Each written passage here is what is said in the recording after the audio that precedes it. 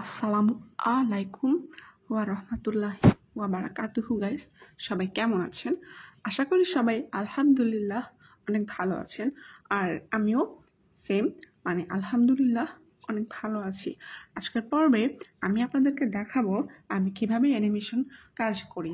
তো এই যে অ্যাপসটি দেখতে পাচ্ছেন, এই অ্যাপসটি কিন্তু সবার মোবাইলে ডাউনলোড করা যাবে। নামটি হচ্ছে ফ্লিপা অ্যাপ।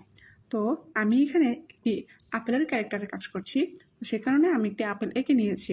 আর ফ্লিপা অ্যাপে কিছু সুবিধা আছে প্লাস কিছু অসুবিধাও আছে, সুবিধাটাই বেশি। আর এখানে যে রাবার অপশনটা দেখা যাচ্ছে, আপনারা চাইলে কিন্তু রাবার অপশনটা ছোট করতে পারবেন, বড় করতে পারবেন। আর এখানে রোলার অপশন আছে, রোলার অপশন দিয়ে সহজভাবে দুই পাশে কাজ করতে পারবেন যদি আপনাদের সময় কম থাকে।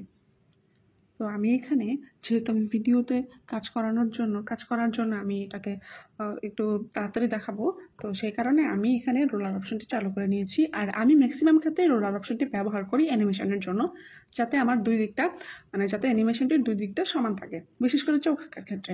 তো তারপর আমি রোলার অপশন দিয়ে চোখ আঁকার পর নাক দিলাম, তারপর মুখের একটা অংশ দিলাম।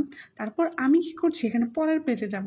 পরের পেজে যাওয়ার পর আপনারা চাইলে এখানে যে কপি অপশনটা দেখতে পাচ্ছেন, সেই কপি অপশনে ক্লিক করে পরের পেজে পেস্ট করতে পারেন, অথবা আমি যেভাবে কাজ করছি সেভাবে কাজ করতে পারেন। তো আমি এখানে আবার আপেলটি এঁকে নিয়েছি। তো আপেলটি আঁকা প্রায় শেষ। আর আপেলটি যেহেতু একটি কার্টুন, তাই আমি ওকে চোখ নাক মুখ দিয়েছি। তো ভিডিওটির ফাইনাল লুক ছিল এরকম।